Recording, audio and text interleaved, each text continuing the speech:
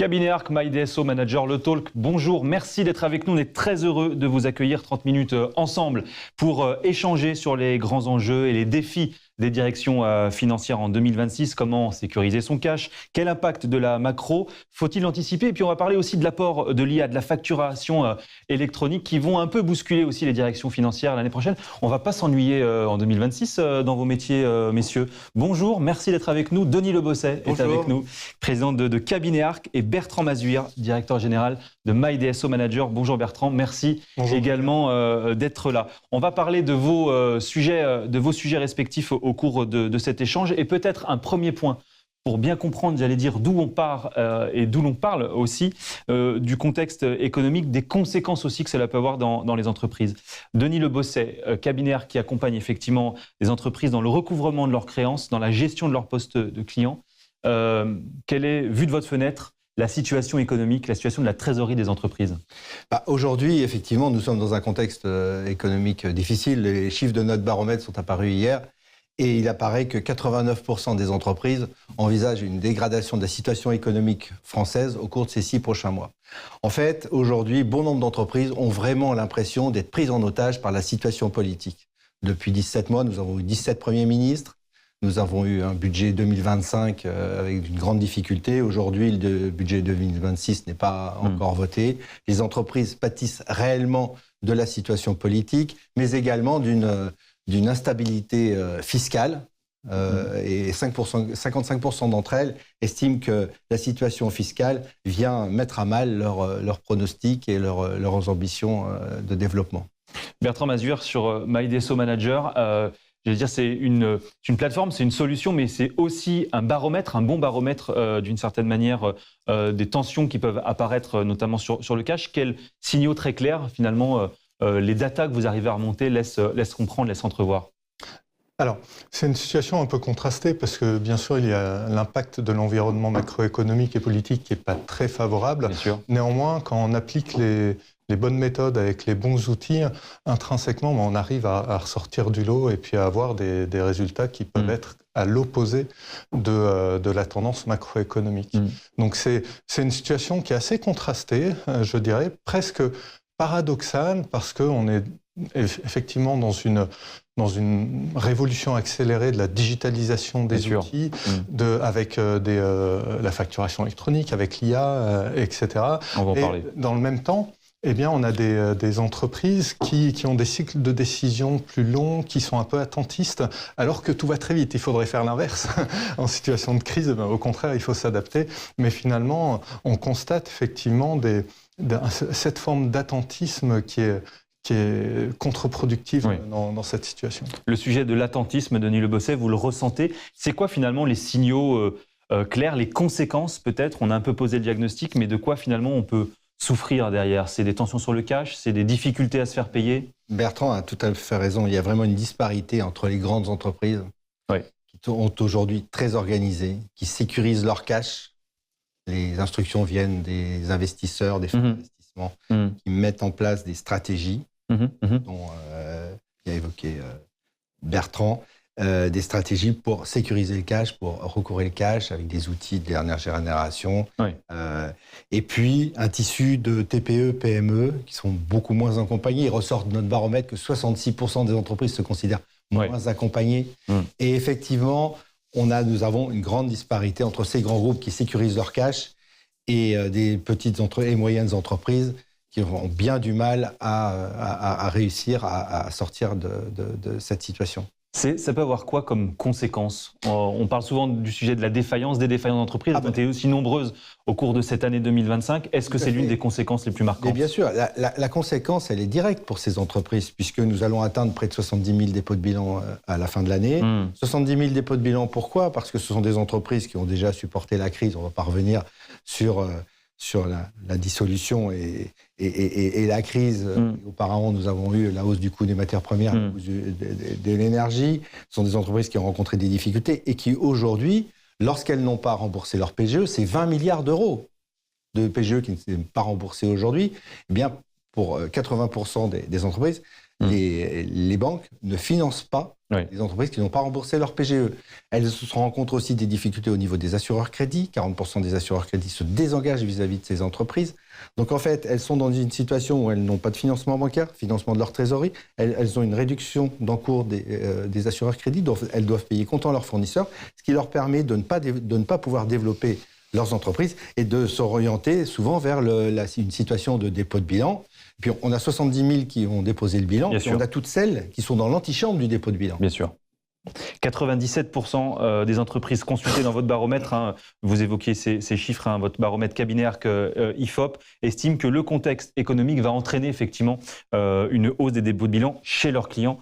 Et donc il y a un très très fort pessimisme effectivement sur le... 2026, on est encore sur le même rythme. Sur le même rythme. Et on était sur le même rythme en 2024.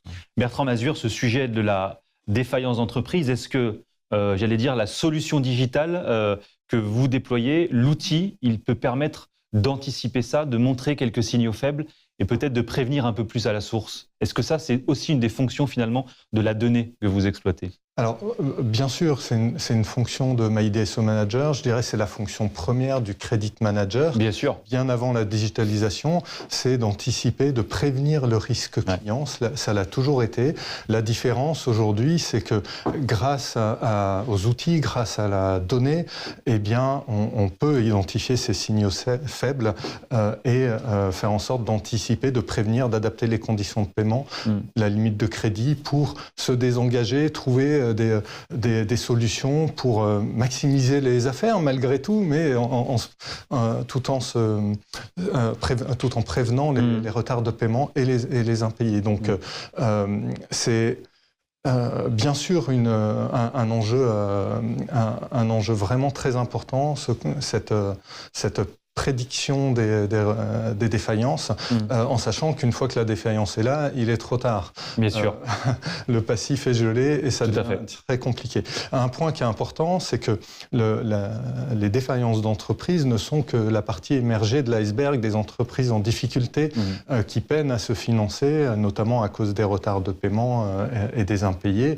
On parle de effectivement 70 000 défaillances d'entreprises qui sont quand même en très grande majorité des entreprises de moins de 10 salariés, donc beaucoup de TPE et de PME.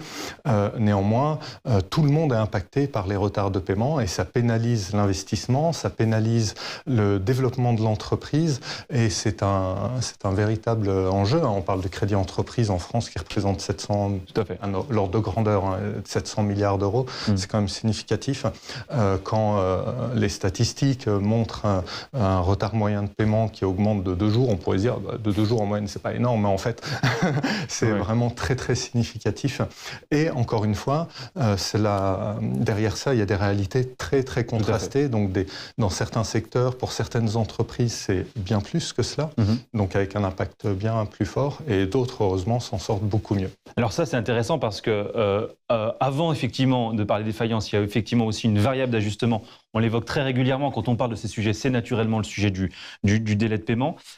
Ça, c'est une conséquence de la situation aujourd'hui. Denis, vous le disiez, il y a des chiffres qui sont effectivement importants, qui sont alarmants. Est-ce qu'on peut imaginer, déceler des comportements différents en fonction effectivement des secteurs, en fonction des types d'entreprises? Et quelle est finalement un tout petit peu aujourd'hui la cartographie 2025-2026, entre guillemets, de ces comportements en matière de délai de paiement? Alors, effectivement, vous avez des secteurs d'activité qui sont très impactés par l'allongement des délais de paiement. Ce sont des secteurs qui sont en crise. On peut en citer quelques-uns, le secteur du bâtiment, le secteur du retail, le secteur de la restauration, et plusieurs secteurs sont en crise. Puis d'autres fonctionnent très bien, comme l'armement. Ça, c'est des dossiers qui vous arrivent de ces secteurs-là de manière un peu plus importante. Ce que l'on remarque, c'est que les entreprises les mieux organisées, qui sont souvent les entreprises les plus importantes, qui ont mis en place des processus de gestion de poste client efficaces. C'est-à-dire une gestion de poste client efficace, c'est effectuer des relances avant l'échéance. Pour ce faire, il faut avoir des outils. Bien sûr. Trop de sociétés encore aujourd'hui, des PME, des TPE, c'est assez généralisé, travaillent sur des dossiers avec des fichiers Excel ou simplement un système de relance lié un système comptable plus artisanal, oui. Un peu obsolète, avec, et on relance son client quand le banquier téléphone et demande Bien ce sûr. qui se passe sur le compte bancaire. Et c'est là le problème. Ce qu'il faut vraiment, c'est pouvoir mettre en place un système, une gestion, notamment par le gérer et anticiper. Anticiper, et avec un outil comme MyDSO Manager, qui est un outil qui s'installe très rapidement, lié au logiciel comptable, qui permet à la fois d'effectuer des relances avant l'échéance, mais aussi de détecter les raisons, qui sont les éventuelles raisons d'un futur non-paiement.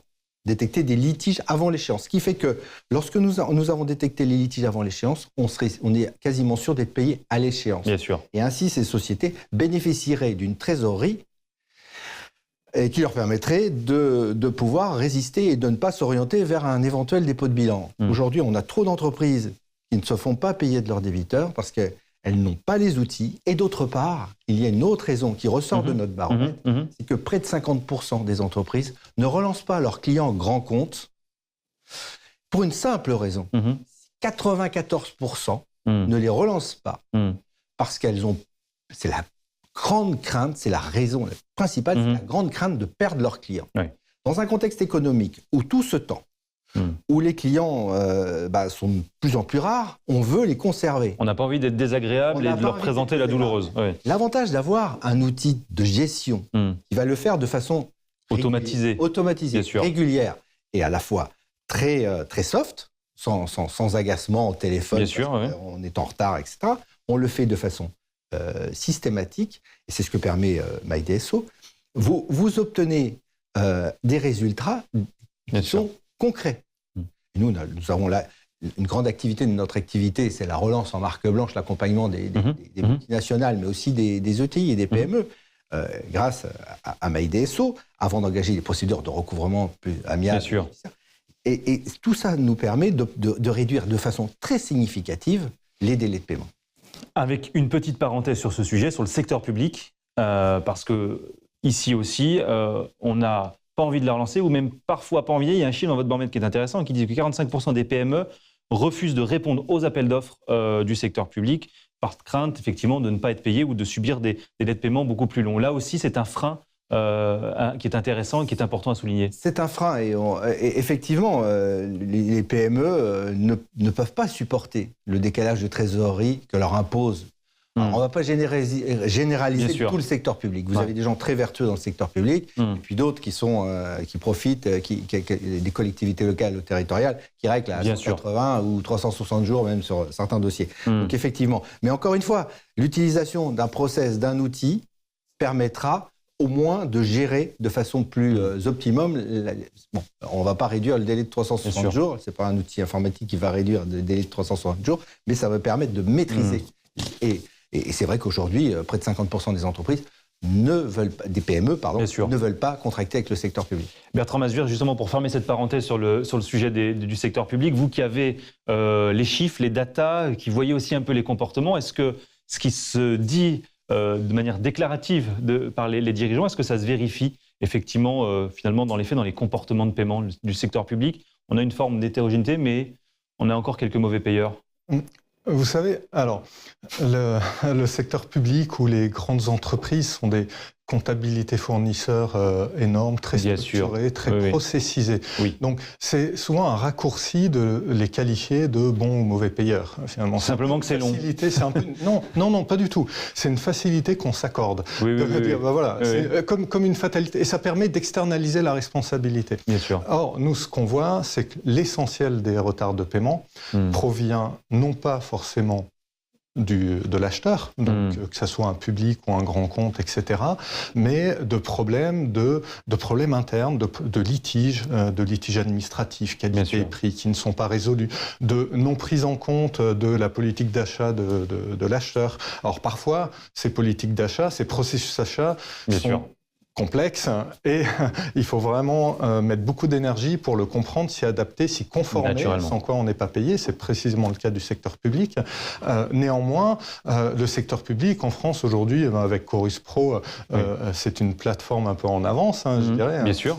Comme il peut y avoir également des équivalents dans le privé, mais qui sont des outils de communication qui sont performants dès lors qu'on va au bout des choses, dès lors qu'on utilise bien l'information qui est en retour de la plateforme et puis qu'on agit de manière efficace pour traiter et régler les problèmes. Donc, vous savez, nous on a un grand compte qui est un grand éditeur français, donc qui est exposé par nature sur toutes les entreprises françaises, tout secteur d'activité, en appliquant les bonnes méthodes, avec la mise en place de MyDeso, mais également en appliquant les bonnes méthodes, parce que c'est essentiel. On a toujours ce binôme, outils et puis méthode, services complémentaires sur le recouvrement contentieux. En appliquant les bonnes méthodes, ils ont réduit leur retard de paiement de 40% en 6 mois. C'est très significatif. Donc ça montre que il faut être prudent sur la qualification de mauvais payeur. Tout à fait. Une entreprise mauvais payeur vers un fournisseur ne va pas l'être pour l'autre. Donc, quelle est la variable? D'où ça vient exactement? Et alors, Denis Le Bosset. Et c'est vrai que, pour en revenir à ce que dit Bertrand, on l'a constaté aussi avec un client en utilisant la plateforme MyDeso, les gains de productivité que vous pouvez largement effectuer. Bien sûr. Parce que les relances, encore une fois, anticipées, mais surtout, un des éléments majeurs de MyDeso, c'est d'être lié directement à la plateforme Chorus Pro. C'est-à-dire que les informations de Chorus Pro sont visibles sur MyDeso.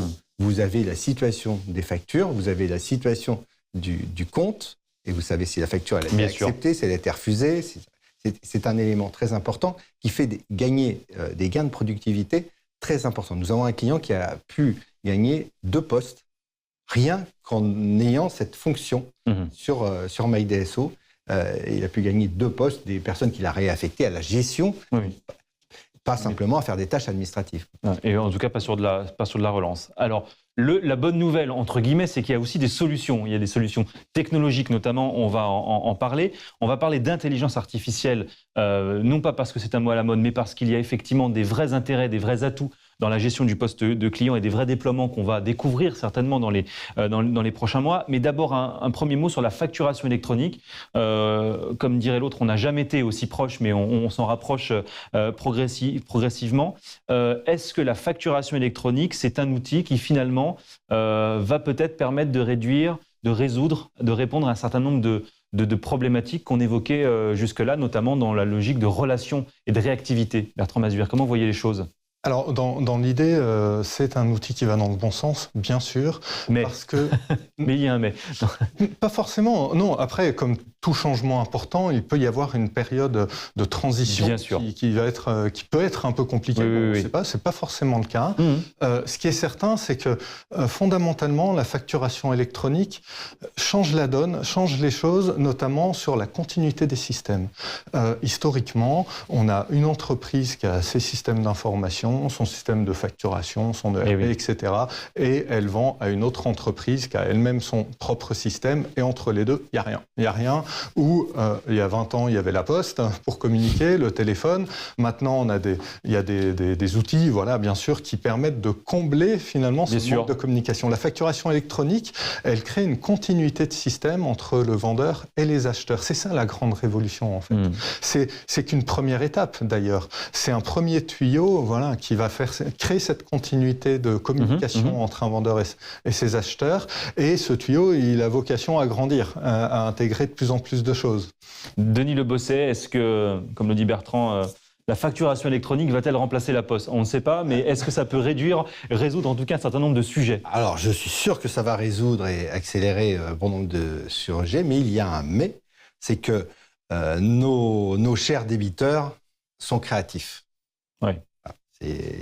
Ça va augmenter la capacité de création des débiteurs. Il sera très difficile de dire que la facture n'a pas été réceptionnée, puisque effectivement, comme le précisait Bertrand, on arrivera sur la plateforme. Néanmoins, nous avons eu le cas très récemment d'une société qui nous a expliqué que la facture n'avait pas été enregistrée chez eux, et que ce n'était pas de leur fait, et c'est une multinationale. C'est une multinationale qui nous a expliqué tout simplement qu'il fallait contacter la plateforme. Contactez la plateforme, vous aurez la solution. Alors la plateforme, c'est une plateforme, elle n'a pas de téléphone, elle n'a pas de... Voilà, ça c'est un premier. Oui. Le deuxième, et on l'a eu il y a un peu plus longtemps, c'est vous avez envoyé massivement des factures et vous avez bloqué notre système. Donc, nos débiteurs sont créatifs. Alors c'est vrai que ce sera l'argument de l'envoi de la non-réception. Oui, il y a des arguments qui ne fonctionneront plus. Voilà, mais on sait que... Il y en aura d'autres. Voilà. Donc vous aurez toujours un peu d'activité a priori. L'activité, oui. Si vous voulez, quand on transpose ce qui s'est passé avec Chorus sur le public, ça n'a pas résolu un certain nombre de sujets. Ça n'a pas, effectivement, ça n'arrive pas à résoudre tous les sujets. Bertrand Massuire. Oui, à ce sujet, les causes des retards de paiement sont toujours les mêmes, et elles resteront les mêmes avec la facturation électronique. Oui, fondamentalement, ça ne changera pas. Des litiges, des problèmes, des problèmes de trésorerie, etc. Ils seront toujours là. Alors effectivement, il est possible qu'ils soient encore plus faciles de ne pas payer une facture en déclarant qu'elle n'est pas recevable à travers les plateformes, etc. Bon, la mauvaise foi trouve toujours un moyen pour s'exprimer. Donc c'est pas... Voilà. Un mot également sur l'intelligence artificielle, puisque là encore, on a un peu de créativité justement en la matière. Qu'est-ce que peut apporter l'intelligence ? Et d'ailleurs, est-ce que chez MyDSO Manager, on utilise déjà l'IA ? On voit fleurir beaucoup de notions d'IA de plus en plus là, sur ce sujet, dans les directions financières, sur le sujet du post-client notamment, sur le sujet de la trésorerie, de la comptabilité de manière générale. Qu'est-ce que précisément c'est en train d'apporter ? Est-ce que ça change un petit peu votre métier ? Alors, bien sûr, c'est un outil extraordinaire dès lors qu'on le considère pour ce qu'il est, un outil, pour de l'analyse de données. Or, l'IA s'inscrit dans cette révolution digitale. Donc, l'IA toute seule ne fait rien, elle a besoin de données. Or, depuis quelques années, les données sont de plus en plus disponibles et accessibles. Dans un outil comme MyDSO ou autre, effectivement, on a une capacité d'agréger des données qui est très importante. Les données comptables, bien sûr, données clients, données... les données financières des entreprises, des infos en provenance des assureurs crédits, etc. Tout s'agrège sur une seule plateforme. Et c'est là que l'IA fait vraiment du sens, parce que ces données, elles sont massives, elles sont énormément de données, une grande quantité de données, et elles changent tout le temps. Donc, ce n'est pas évident pour un humain d'identifier les signaux faibles dont on parlait tout à l'heure, des variations, alors que ça change tout le temps, tous les jours, plusieurs fois par jour parfois. Donc, l'IA, dans ce sens-là, elle permet de faire ressortir les défauts, les problèmes, les priorités. Et Allez-y, je vous en prie. Entre autres, et puis d'accompagner le credit manager, les chargés de recouvrement dans leur mission. Et vous dites aussi souvent, quand on parle d'intelligence artificielle, attention au mirage d'une certaine manière, ne pas utiliser l'IA pour utiliser l'IA. Oui, parce que l'IA toute seule ne fait rien, en fait. Et puis, vous savez, dans l'informatique de gestion, on est un peu à la traîne, quoi. Le secteur est un peu à la traîne. On est encore sur des solutions on voit beaucoup de solutions qui sont très anciennes, alors qui peuvent s'habiller d'une couche d'IA pour faire de ce qu'on appelle de l'IA washing aujourd'hui. Mais néanmoins, l'IA a vraiment cet avantage dès lors qu'elle est sur un système qui correspond à ses caractéristiques. Les caractéristiques de l'IA, c'est l'accès aux données, une multitude de données, c'est le temps réel et la flexibilité. Donc, pour évaluer un système, est-ce qu'il est réellement compatible avec de l'IA ? Effectivement, il faut s'interroger si ce système est lui-même interconnecté en temps réel et agile. Et apporte une valeur ajoutée, effectivement, aussi dans la manière de gérer le dossier, notamment. Denis Lebosset, l'IA, comment on l'utilise chez Cabinet-Arc ? Est-ce qu'il n'y a pas là, finalement, une forme d'antinomie, de paradoxe entre le conseil humain à haute valeur ajoutée qu'effectivement vous apportez au quotidien et l'usage de l'intelligence artificielle. Est-ce que l'un est compatible avec l'autre chez vous ?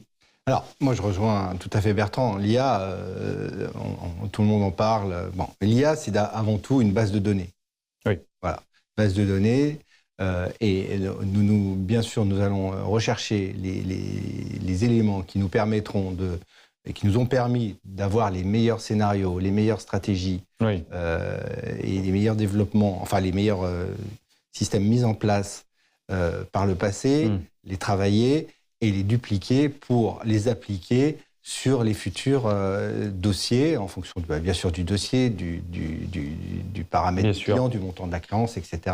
Et on va transposer ces systèmes pour nous permettre à la fois sur le recouvrement amiable, par exemple en déterminant la meilleure stratégie. Qu'est-ce qui a fonctionné par le passé avec les éléments qui nous sont remontés de notre base de données, qui a quand même 35 ans d'existence, et les transposer sur le futur. Pour l'amiable, par exemple, est-ce que pour une typologie de client, une typologie de débiteur, une classe de dossier, est-ce qu'on va plutôt privilégier le SMS, l'envoi de mail, le contact téléphonique ou le courrier et adapter la stratégie la plus... Et pour le judiciaire, ça va être exactement la même chose. En fonction de de tout ce qui a été constaté, analysé, etc., on va transposer et appliquer la meilleure stratégie. Est-ce que ce sera des procédures, au fond, référées, des saisies conservatoires, ou simplement des stratégies d'exécution qui seront beaucoup plus coercitives ou moins coercitives en fonction...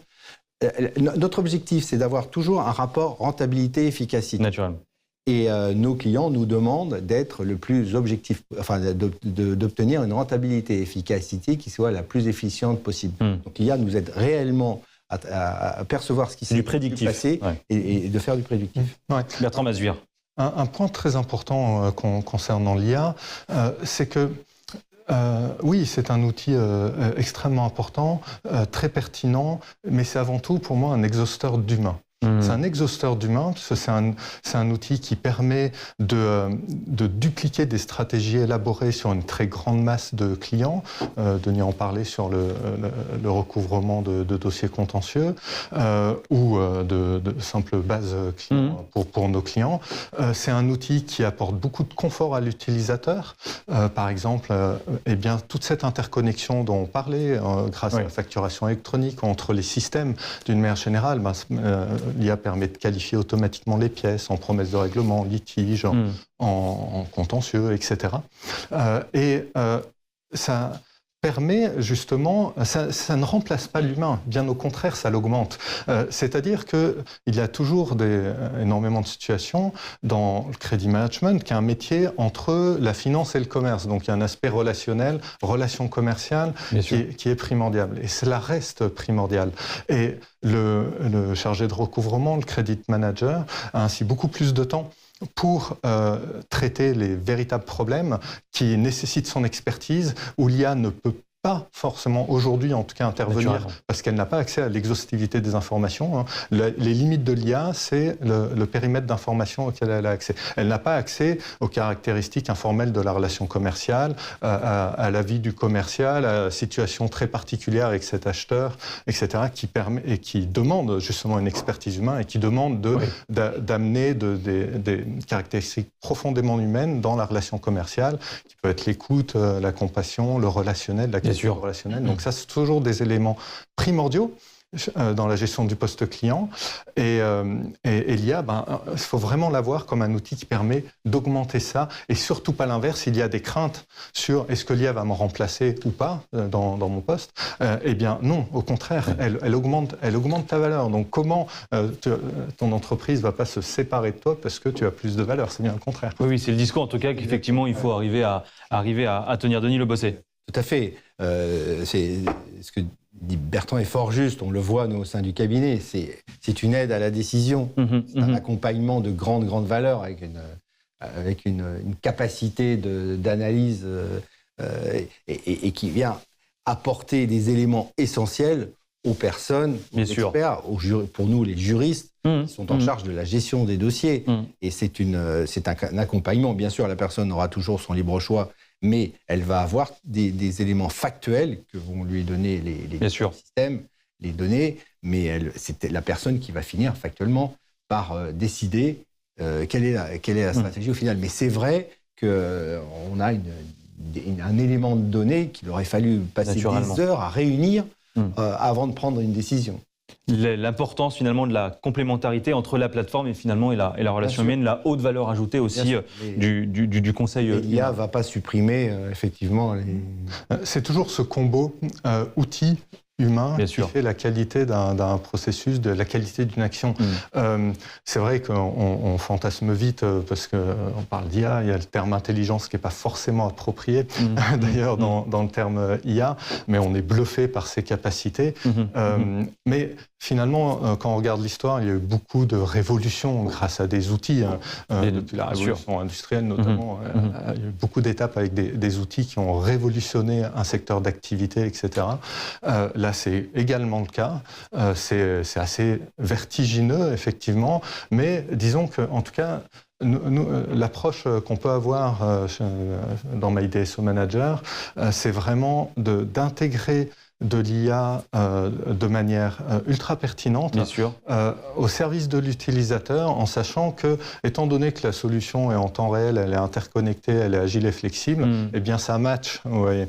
C'est beaucoup plus compliqué lorsqu'on a un système rigide, lourd, et qui n'est pas en phase avec ces caractéristiques assez incroyables de l'IA générative aujourd'hui. Et qui est un bon exemple aussi de la relation entre Cabinet Arc et MyDSO Manager sur la complémentarité, effectivement, des uns et des autres. Un mot pour terminer, peut-être, j'allais dire, pour tous ceux qui nous regardent, la bonne pratique, le conseil, ou peut-être leur dire ce qui, selon vous, va fondamentalement peut-être changer en 2026 dans la gestion de leur direction financière, de leur poste client, dans le management de leur trésorerie. Qu'est-ce qui est finalement la notion clé, le mot-clé le plus important qui s'y colle? C'est un exercice inédit. Bertrand, je pense que vous avez une super idée.